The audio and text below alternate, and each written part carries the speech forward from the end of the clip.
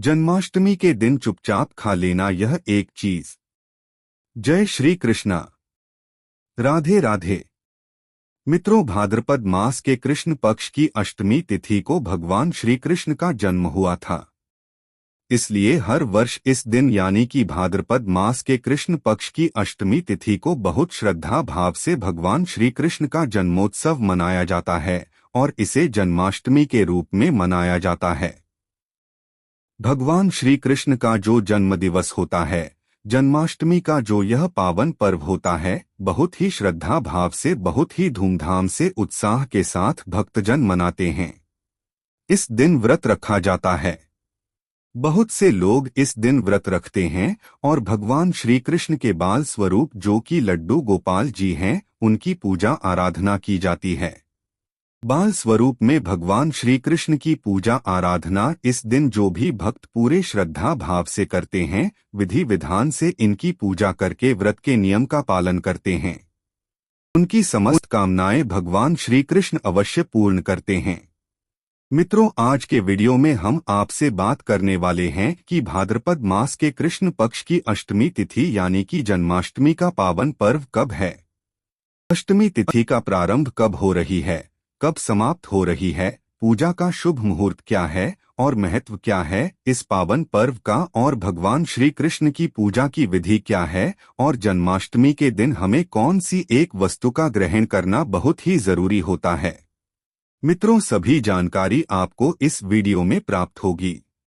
तो जन्माष्टमी के दिन निश्चितकालीन पूजा का विशेष महत्व होता है। तो रात्रि में के समय हमें भगवान श्री कृष्ण की पूजा करनी है। और अगर आप व्रत रखते हैं, यदि जो भी भक्त जन्माष्टमी का व्रत करते हैं, उनके पारण का शुभ मुहूर्त क्या होगा, इस बारे में बात करेंगे। इसके अलावा इस बार की जो जन्माष्टमी है, बहुत ही दुर्लभ संयोग में है, बहुत ही शुभ संयोग है। तो कौन से वह शुभ योग लगने वाले हैं और इन शुभ योगों में आप किस प्रकार से भगवान श्री कृष्ण की पूजा आराधना करें जिससे कि आपकी समस्त कामनाएं पूर्ण हो, इस बारे में आज के वीडियो में हम बात करने वाले हैं। तो इस वीडियो को पूरा जरूर देखें। लेकिन मित्रों, उससे पहले आपसे रिक्वेस्ट करते हैं कि वीडियो को लाइक जरूर करिएगा, दोस्तों को शेयर कर दीजिएगा, और अगर आपने अभी तक चैनल को सब्सक्राइब नहीं किया है तो चैनल को सब्सक्राइब करके बेल आइकन जरूर बताइएगा, और कमेंट बॉक्स में सच्चे दिल से राधे राधे जय श्री कृष्णा अवश्य लिखेगा। मित्रों, बात करें जन्माष्टमी के महत्व के बारे में। जन्माष्टमी का जो महत्व है वह हमारे धर्मशास्त्रों में बहुत अधिक माना गया है। जन्माष्टमी के दिन भगवान श्री कृष्ण के बाल रूप की पूजा करने से और इस दिन व्रत करने से भक्तों के मन की समस्त कामनाएं पूर्ण हो जाती हैं, और वह लोग विशेषकर जिनकी कोई संतान नहीं है, निसंतान है, संतान प्राप्त करना चाहते हैं। संतान प्राप्ति में अगर आपको किसी भी प्रकार की बाधा है, बहुत अधिक समय हो गया है और अभी तक संतान की प्राप्ति नहीं हुई है, तो जन्माष्टमी का यह पावन पर्व बहुत ही दुर्लभ संयोग में इस बार है। तो अगर आप जन्माष्टमी के दिन व्रत रखते हैं, भगवान श्री कृष्ण के बाल स्वरूप लड्डू गोपाल जी की पूजा आराधना करते हैं, तो इस दिन भगवान श्री कृष्ण की पूजा करने मात्र से ही निसंतान दंपतियों को उत्तम संतान की प्राप्ति होती है तो बहुत महत्वपूर्ण है यह पावन पर्व। और आप किसी भी कामना से जन्माष्टमी का व्रत रखें, और अगर व्रत ना भी कर पाते हैं तो आप पूजा आराधना विधि विधान से करते हैं, तो इससे भी भगवान श्री कृष्ण की कृपा बनी रहती है। और भक्तों, इस बार का जो जन्माष्टमी का पावन पर्व है, कई वर्षों के बाद बहुत शुभ संयोग, बहुत दुर्लभ संयोग में आया हुआ है। ऐसा माना जाता है जैसे कि श्रीमद् भागवत गीता में भागवत पुराण में ऐसा लिखा हुआ है कि भगवान श्री कृष्ण का जन्म हुआ था। भाद्रपद मास के कृष्ण पक्ष की अष्टमी तिथि को सोमवार का दिन था। रोहिणी नक्षत्र में उनका जन्म हुआ था। पुरुष राशि में और रात्रि के मध्य में यानी कि मध्य रात्रि में भगवान श्री कृष्ण का जन्म हुआ था। शास्त्रों में कहा गया है कि जन्माष्टमी के इस पावन अवसर पर अगर 6 तत्व मिल जाए तो यह बहुत ही दुर्लभ होता है। यह 6 तत्व होते हैं भाद्रपद कृष्ण पक्ष, अष्टमी तिथि, रोहिणी नक्षत्र। इस राशि में चंद्रमा इसके साथ सोमवार या बुधवार का होना यह अत्यंत ही दुर्लभ तत्व है जो कि हर साल नहीं होते हैं। तो ऐसा इस बार संयोग बना हुआ है कि सभी तत्व 26 अगस्त को मौजूद रहेंगे। 26 अगस्त को इस बार की जन्माष्टमी का पावन पर्व होगा। सोमवार का दिन होगा। सुबह से ही अष्टमी तिथि रहेगी और रात्रि में अर्धरात्रि तक अष्टमी तिथि व्याप्त रहेगी, जिससे कि इसी रात नवमी तिथि भी आरंभ हो जाएगी। तो चंद्रमा वृष राशि में मौजूद रहेंगे। इन सभी संयोगों के साथ रोहिणी नक्षत्र भी 27 अगस्त को है। तो ऐसे में इन संयोगों को लेकर धार्मिक विषयों के बारे में अगर बात की जाए तो इस बार की जन्माष्टमी बहुत महत्वपूर्ण है। सभी कामनाओं को पूर्ण करने वाली, शीघ्र ही फल देने वाली है। तो अगर आप व्रत करते हैं अत्यंत श्रेष्ठ है। जो लोग पहले से व्रत करते आ रहे हैं उनके लिए तो बहुत ही शुभ योग है, और जो लोग पहली बार व्रत शुरू करना चाहते हैं तो बहुत दुर्लभ संयोग है। इस बार अगर आप व्रत शुरू करते हैं तो कई गुना फल आपको प्राप्त होता है। भक्तों निर्णय सिंधु नामक ग्रंथ के अनुसार ऐसा संयोग जब जन्माष्टमी पर लगता है तो इस अवसर पर इस संयोग में व्रत करने से 3 जन्मों के जाने अनजाने जो पाप होते हैं उन पापों से मनुष्य को मुक्ति मिल जाती है।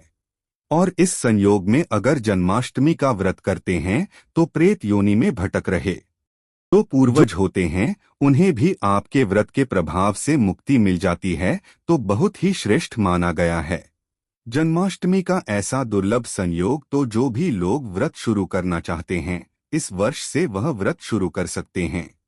बहुत ही श्रेष्ठ रहेगा।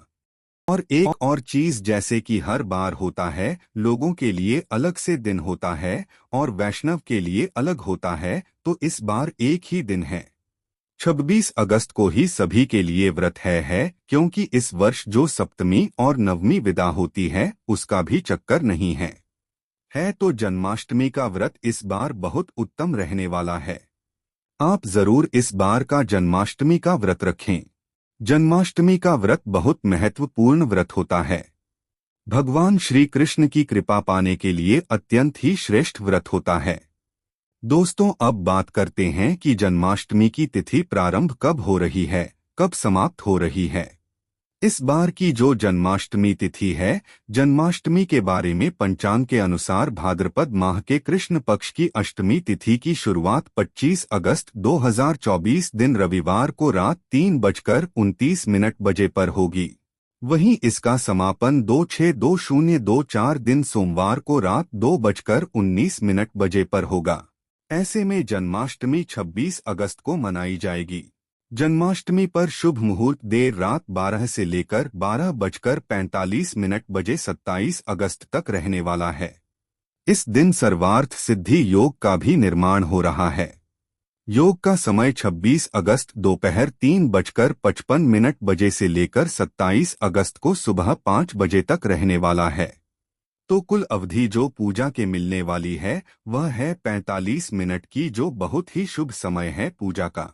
जिस समय में भगवान श्री कृष्ण के जन्मोत्सव की जो पूजा होती है वह इस समय में आपको करनी है।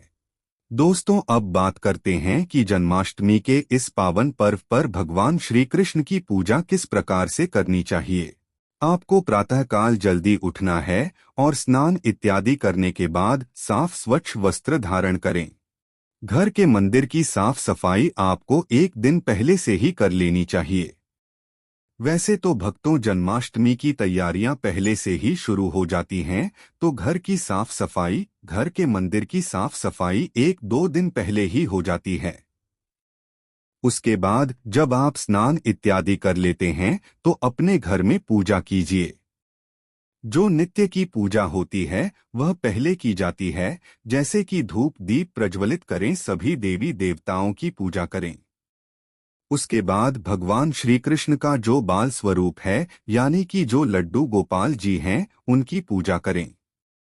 भक्तों, लड्डू गोपाल जी का आप जलाभिषेक करें। आप पंचामृत से अभिषेक कर सकते हैं। कच्चे दूध में केसर मिलाकर अभिषेक कर सकते हैं और गंगाजल से अभिषेक कर सकते हैं। केसर मिश्रित जल से अभिषेक कर सकते हैं। मित्रों, जैसी आपकी इच्छा हो, भगवान श्री कृष्ण का आप स्नान इत्यादि करना है, अभिषेक करें। उसके बाद उन्हें सुंदर वस्त्र धारण करवाएं और विधि विधान से उनकी पूजा आराधना करें। भक्तों, लड्डू गोपाल जी को आज झूले में जरूर बिठाना चाहिए, तो आप उन्हें झूले में बिठाकर झूला झुलाएं। दोस्तों, ऐसा कहा जाता है कि भगवान श्री कृष्ण को जो भी भक्त झूला झूलते हैं, उनकी सभी कामनाएं पूर्ण हो जाती हैं, उनके सभी दुख दूर हो जाते हैं। तो अपनी इच्छा अनुसार भगवान श्री कृष्ण को कुछ समय तक झूला अवश्य झुलाना चाहिए। उसके बाद लड्डू गोपाल जी को भोग अर्पित करें।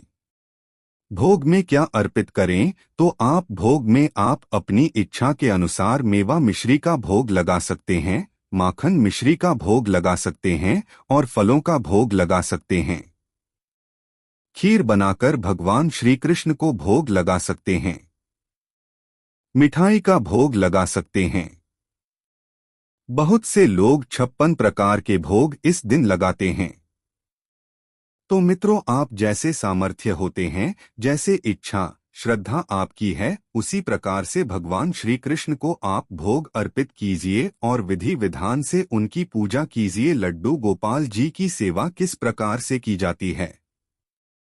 जैसे हम अपने बच्चों की सेवा करते हैं, जैसे अपने पुत्र की सेवा करते हैं, पुत्र को प्यार करते हैं, उसी प्रकार से इस दिन भगवान श्री कृष्ण की पूजा कीजिए। पुत्रवत मानकर उनकी पूजा कीजिए। दोस्तों, इस समय में जो पूजा करने का विशेष समय होता है, वह रात्रि का समय होता है। जो मध्य रात्रि में पूजा होती है, उस समय भगवान श्री कृष्ण की पूजा की जाती है, उनका जन्मोत्सव मनाया जाता है। तो उस समय भी स्नान इत्यादि करवाकर फिर भगवान श्री कृष्ण को आप झूले में बिठाए झूला झूला भोग अर्पित करें और विधि विधान से उनकी पूजा करें।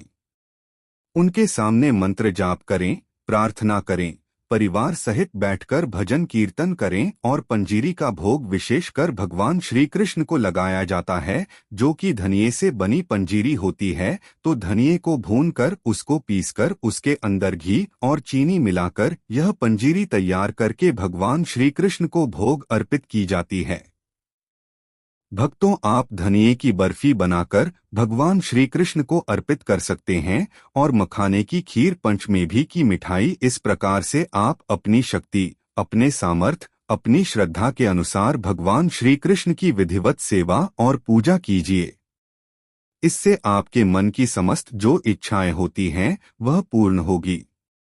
मन को शांति मिलती है और आप जैसे कामना से भगवान की पूजा करते हैं, वह कामना भगवान श्री कृष्ण पूर्ण करते हैं।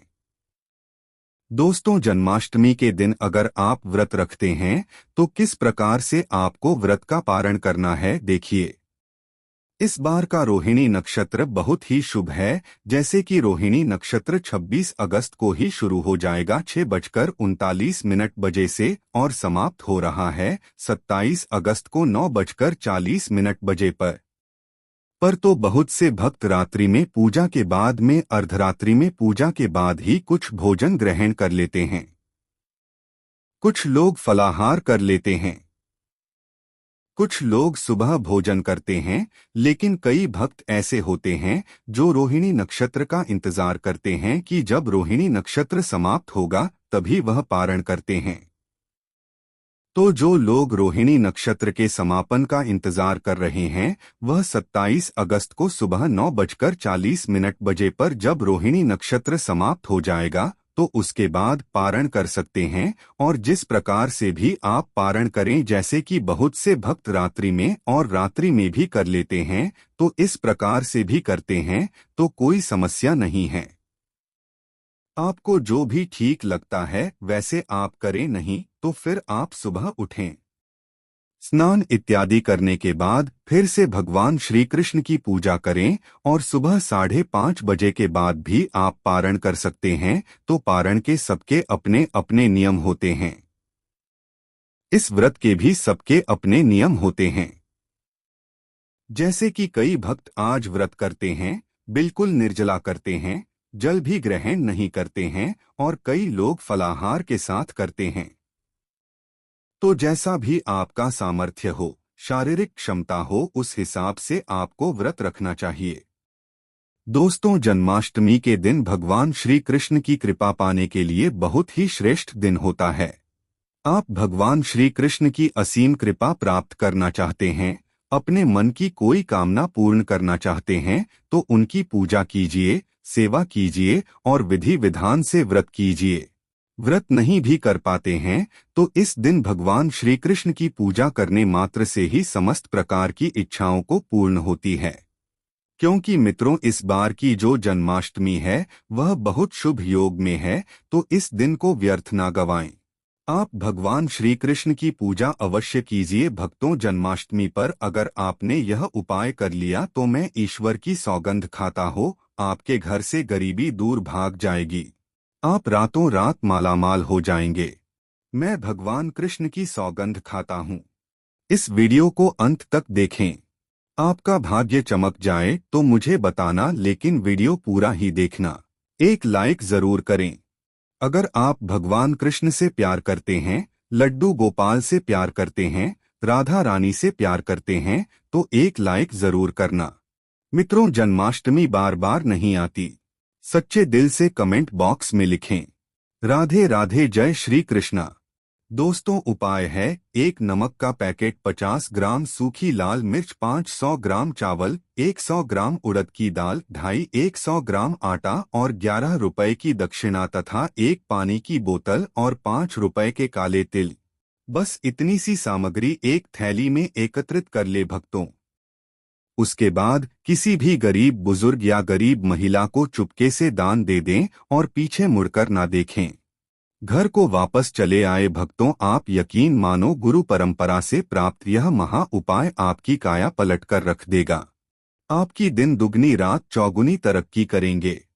भक्तों, यह उपाय हम भी जरूर करते हैं। पौराणिक पुस्तक और शास्त्रों में लिखा उपाय आज हम आपको बता रहे हैं। यह उपाय जन्माष्टमी के दिन जरूर करें। मैं ईश्वर की सौगंध खाता हो, आपका भाग्य उदय हो जाएगा। दोस्तों, यह उपाय मैं हर जन्माष्टमी के दिन जरूर करना चाहिए। दोस्तों, अगर आपके घर की रसोई में शहद नहीं है तो इस जन्माष्टमी इसे जरूर खरीद ले। भक्तों, घर में शहद रखने से वास्तु के कई दोष शांत होते हैं। साथ ही पूजन में भी शहद जरूरी होता है। सभी देवी देवताओं को इसे अर्पित किया जाता है और उन्हें भोग भी लगाया जाता है, और जिन घरों में रोज पूजा की जाती है उन घरों में देवी देवताओं की विशेष कृपा रहती है। भक्तों, भगवान श्री कृष्ण की प्रिय बांसुरी जिस घर में होती है वहां धन और प्रेम की कभी कमी नहीं आती है। वास्तु के अनुसार भी इसे घर में रखना काफी शुभ बताया गया है। बांस की बांसुरी घर में रखने से गृह क्लेश की समस्या भी दूर होती है। इसीलिए भक्तों, इस जन्माष्टमी पर दुर्लभ संयोग पर आप बांसुरी खरीदकर अवश्य घर पर लाएं। दोस्तों, आपकी राशि कमेंट बॉक्स में अवश्य डालें, ताकि आपकी राशि के अनुसार कोई उपाय होगा तो हम आपके कमेंट में आकर आपको रिप्लाई में बता देंगे। और कमेंट बॉक्स में सच्चे दिल से जय श्री कृष्णा, राधे राधे अवश्य लिखें। और दोस्तों, आपको यह जानकारी अच्छी लगी हो तो वीडियो को लाइक करना ना भूले। धन्यवाद।